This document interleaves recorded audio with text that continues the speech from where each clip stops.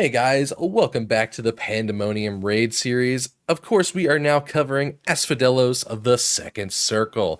Now, this little doggy behemoth boss can be a little bit troublesome, especially in tight corners, but let's make sure that you guys learn all of it, how to counter it, and get that loot. Essentially, this boss has a little bit of hectic parts of the fight with this like grate that you see here under my feet coming into play later. Murky Depths is the first thing he's casting. Just a raid-wide AoE. I'm throwing a cooldown to help people out as a tank here. Again, if you're a bard, red mage, help your people out. And be sure to do that. Now you're seeing a double tank buster mechanic here. Hitting fairly hard, even with my 30%. As far as positioning is concerned, we didn't really put marks down for normal, but all in all, you're starting to see these arrows popping up here. There's a straight line arrow as well as a red arrow that is half of the room. So these things will repeat, guys, so don't be concerned if you miss something here. So here, once again, you have this orange arrow cutting the room in half, and then that red arrow up in the air from his severed head is doing half of the room. So just simply get to the safe part, and you'll be good to go.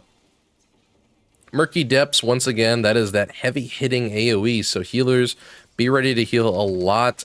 Everyone dropped down to about 50% right there, so like I said, raid cooldowns definitely help with that mechanic. Otherwise, just doing, you know, some really big AoE healing helps out. Sewage Deluge, this is the, we call it the stinky phase here, but basically this is where stuff can start to get a little tricky just because your safe area has been now limited to this metal grate around the boss.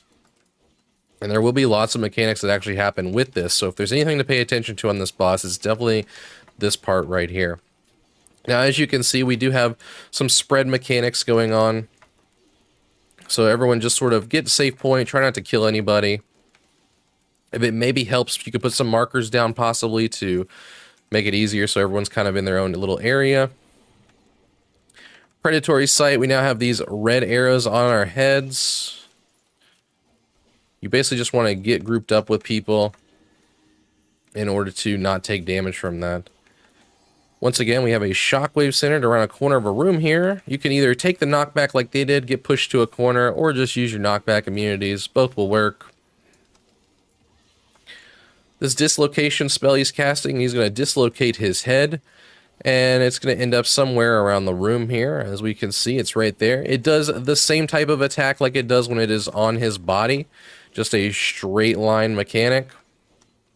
So it's going to go sailing across the room right there. Simply avoid that.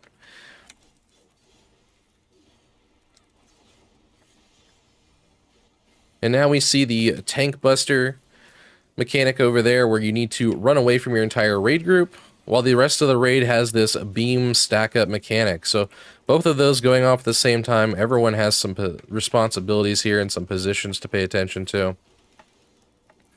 Murky Depths AoE here popping off. Healers getting ready to heal up from about 50%. Like I said here, it hits fairly hard, so if you do have cooldowns, be sure to throw those. Sewage Deluge, going back into stinky phase already once again, this time adding a little bit more hectic mechanics.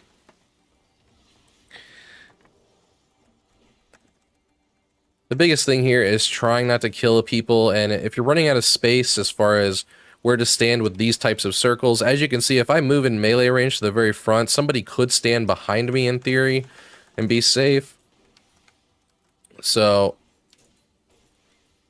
not too big of a deal as far as space is concerned as long as you are around a corner, but if you are on one side, it's definitely brutal if you're on like this little side platform right here. Now here we have a sewage eruption cast going off. That's basically going to drop sewage under all these guys' feet, so they're going to need to start running and getting to a safe spot away from all those. Here he's now doing his beams again, as well as that half platform. And again, the biggest thing isn't that those mechanics themselves are too difficult, but it's the fact that you're on this small little platform really makes things pretty hectic. As people try to sprint, try to spread out.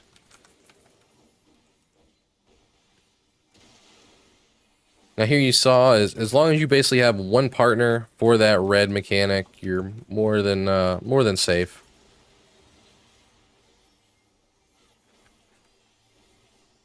Dislocation being cast, that's obviously him dislocating his head once again. It's going to end up somewhere around the room, looks like over there, so we can safely move to the other side of the room. Just let that go by. Here we have the knockback. As I said, you can just choose to walk over and take this like normal, get knocked back to another corner, provided it's a safe corner. Biggest thing is paying attention to where that head was going to strike and making sure it is a safe corner, in fact. Otherwise, simply using knockback immunities there. Looks like another dislocation. This time on the side that we were safe on, so now going to run to the opposite side here. Looks like a sewage eruption is happening, so he's now going to start dropping all these circles upon us. As well as doing that tank buster mechanic. And the line stack over here on us. So, you know, it can get pretty crazy, especially because the water just despawned there not too long ago. And then right after all that craziness, you have a murky depths here, just a big AoE. So that part right there, right around that 30% phase, I would say is more than likely going to cause you the most trouble in a pug or any, you know, progression group. Now here we have another double tank buster. You don't really see this a lot on this fight. Just a couple times, so nothing super concerning.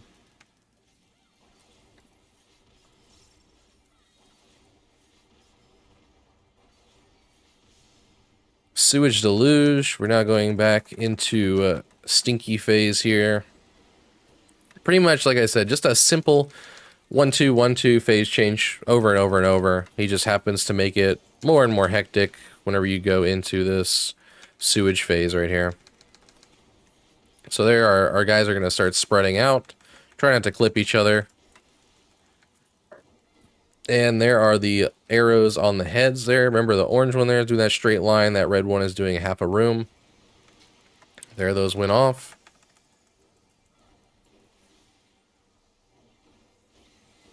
A nice sewage eruption happening here. So these are going to be the circles under your feet.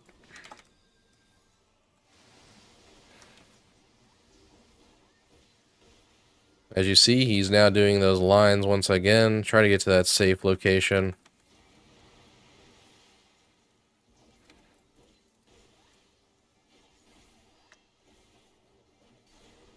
Tainted Flood. These are these spread circles here. Make sure everyone's got enough room. And as long as you can get with a partner again with these red triangles here, you're safe. So, a lot of rinse and repeat. Pretty basic mechanics. They just do get hectic. I said, you know, just because of space limitation. Space limitation is the biggest thing on this fight. With everything just being right here around these grates, it's very easy to overlap things, not be able to move out of things in certain timing. But overall, see, like over there, I wouldn't really want to just run all the way over there and get knocked back somewhere. So I would immunity that one. Nonetheless, not too bad of a boss, guys, as long as you can get past right around that rough 30% area where everything sort of overlaps. And until next time, good luck.